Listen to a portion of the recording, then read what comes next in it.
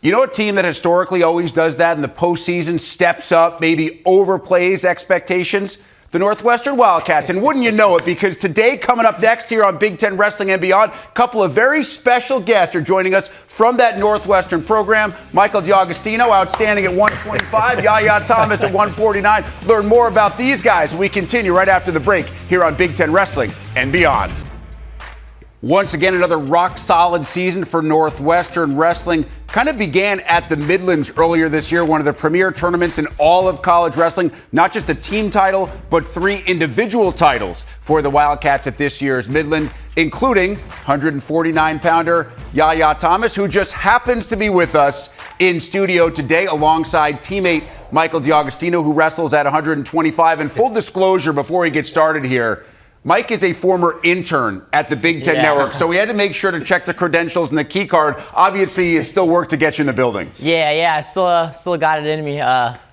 Feels good to be back in here. You know, it's good to see from the other side. How was the experience? It was awesome. I was behind the camera most of the time, cutting clips and everything. So had a great time here at Big Ten Network, and showed me the ropes, and, looking forward to using that in my career. No doubt we were happy to have you here. Well, before we dive too much into the Big Tens and what you guys can expect coming up, let's look back on that Midlands. You started a great year with that title individually at 149. What do you remember the most? What were you happiest about in the way that tournament went and the way that it kind of kickstarted your year? Yeah, I think Midlands is always a fun tournament because I grew up going to Midlands. I'm obviously from the area, so growing up since I was 8 or 9 years old, going to Midlands every year, it's always cool.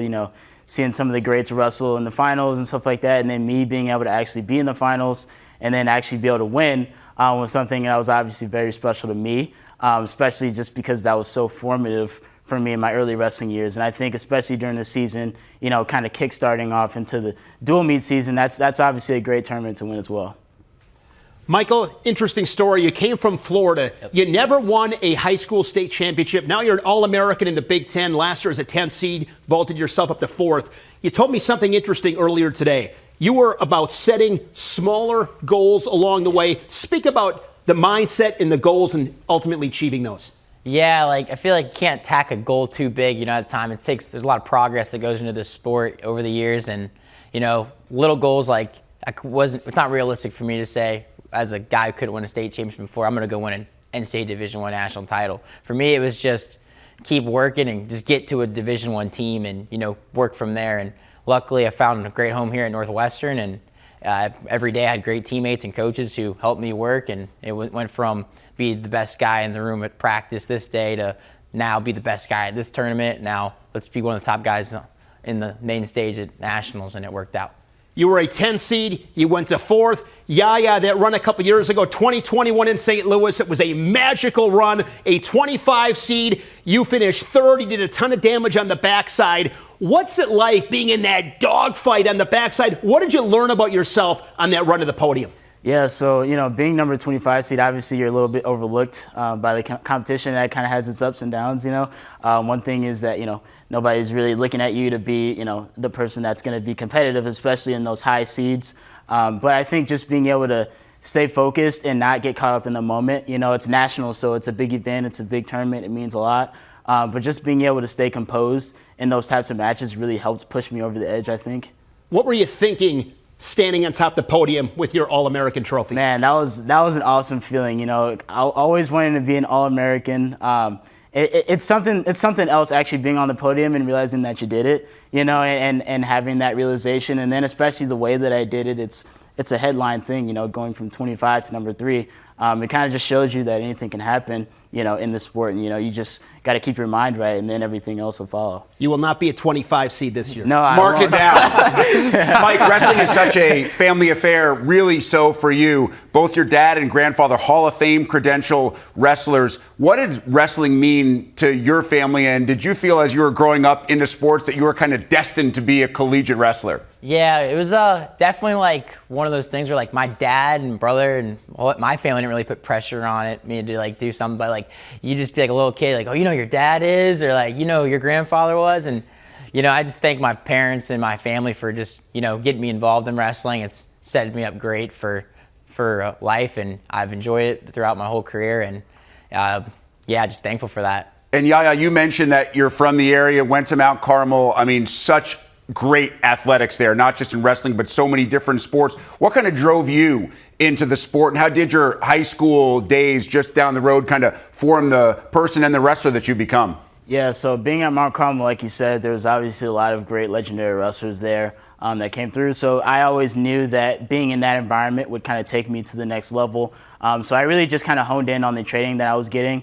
At that time, I was working with Coach Kading, and he's obviously a national champion in college. And so, like, learning from him and kind of picking up things, and I was also working with, my teammates and stuff like that. Everybody was really competitive in that room. So, just being in the room and allowing myself to kind of grow and be mentored by some of these people really helped me, I think. Like, I really get to that next level of, like, competitiveness. You guys are the savvy veterans, been around a long time. When you came to Northwestern, if you could go back and have that conversation with yourself as an 18-year-old, what would you have told yourself? I would have gone back and just, you got to take your meetings in the room early. And, And I'm sure you did, by the way. Yeah. Sebastian Rivera is a big help for that. When I was a young freshman, getting ready, making that transition from high school to college wrestling. In high school, you're wrestling guys who majority your own age, and then you get to college and you got 5th years, some 6th years, especially now you got guys who are even in their 7th year. So, that's what I tell myself is keep your head up. If you have a bad practice, keep pushing forward. Usually the guy who can make it through those practices and come back the next day with a big smile on his face is the guy who's going to make it far.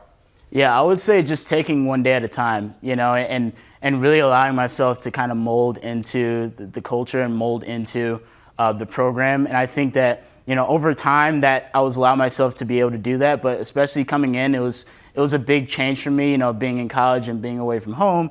And then obviously, having to manage these classes that were it's Northwestern, so it's going to be pretty tough, right? So just having to manage all these things together, it really kind of took me a while to put all that stuff together. But I think over time, I was just kind of allowing myself to be able to, really delve into the academics, the athletics, the social aspect, just kind of blend all those things together. So just so that I feel a little bit better about my experience overall. And just kind of allowing myself to go through the process, I think, was something that helped me. Now, listen, every weight class in the Big Ten is loaded. We know that. But you guys are in weight classes at 125 and at 149 where there's a chance to be an All-American and a guy who has won the national title 4 consecutive years. At 125, it would be a Big Ten guy in Spencer Lee. At 149, a non-Big Ten guy in Cornell's Yanni Diakamahalis.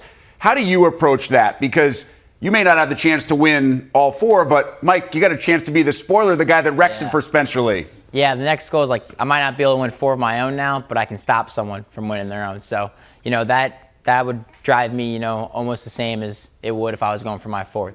So, I'd be the guy to ruin the story that everyone's looking for. Is it a little different for you, Yahya, just because Yanni doesn't wrestle inside the Big Ten? Yeah, it's kind of interesting because I think for me, I just think about the storyline that I'm going to have, being able to win that national title. I think that that's something that's pushing me, even though, I know that there's somebody that could potentially win 4. It's that doesn't help me at all. I'm focused on winning my national title. So I think that just kind of having the mindset of, that I can beat this person, that I can just wrestle this person like I wrestle anyone else and not have to create a whole, make it something that it's not, right? It's a wrestling match, and it's something that I'm good at, I'm extremely good at. So I think that that kind of mindset's going to help me a lot at postseason. We cannot wait to see you guys at the Big Ten's NCAAs. They're not going anywhere yet. Much more with Mike and Yahya coming up, but it is time for a quick break on Big Ten Wrestling and beyond.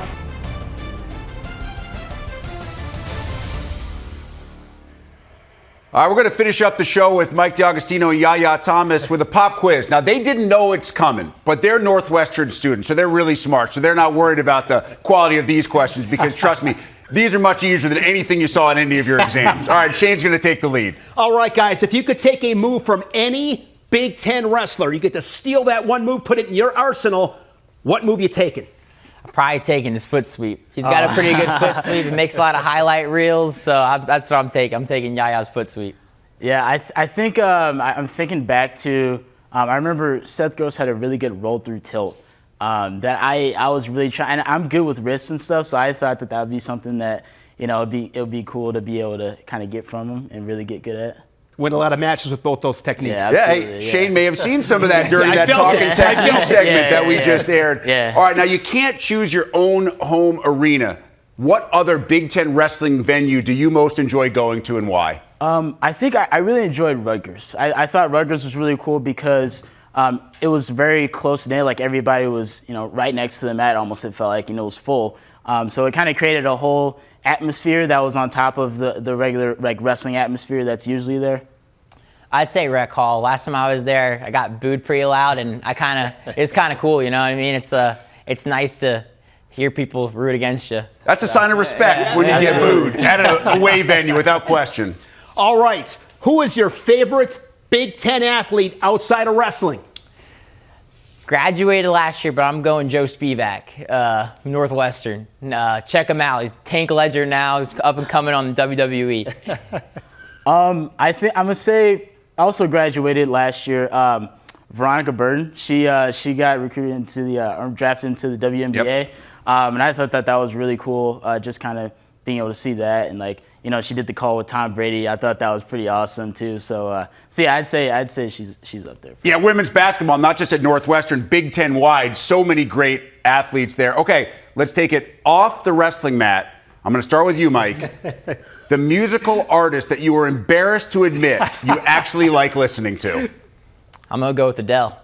There you go. Very soothing. Ooh, look at the reaction from Yahya. I like that. Were you going to say Trouble is now the tables get turned and now you have to answer the question. I was gonna say Adele. Really? Actually, I was gonna say Adele. I did not talk to him before. Yeah. I promise we didn't coordinate this, but yeah, Adele. I think Adele's pretty awesome. But All right. I didn't know you were going to do Unanimous selection coming out of the blue. Shane? All right, guys. Of course, you got Coach Storniolo. But before him, as you said before, the godfather of Northwestern wrestling is Tim Cyzeski, longtime head coach. Spell Cyzeski. Cysewki. Timmy Midlands. Do we have a correct or a non-correct answer from the control room on the spelling? We have no confirmation. Yahya, do you think that's correct or incorrect? I thought there was a Z in there. The good news is this is not a spelling exam. Though we do have one final question to wrap up the show, and I don't think it's a question that either of you guys can answer, but Frankie Tal-Shahar, one of your teammates, is known for one thing at the end of his wrestling matches. He has the craziest hair going on. The product, the coconut curls, they just can't hold on through a whole wrestling match. You know what I mean? Yeah. So I think it's that knot, the bun that he has. It just gets undone. I don't know what it is. But coconut curls, if you're hearing this, sponsor that man. He is probably your biggest customer. He takes care of it. Yeah. But like I said, we're making fun of him, and all of our female viewers are like, I wish my hair could curl like that. Hey, for Yahya Thomas, Michael DeAugustino, we truly appreciate you guys being with us. Thank you. Shane Appreciate Sparks it. as well. I'm Rick Pizzo. As always, thanks for hanging out with us on this edition of Big Ten Wrestling and Beyond.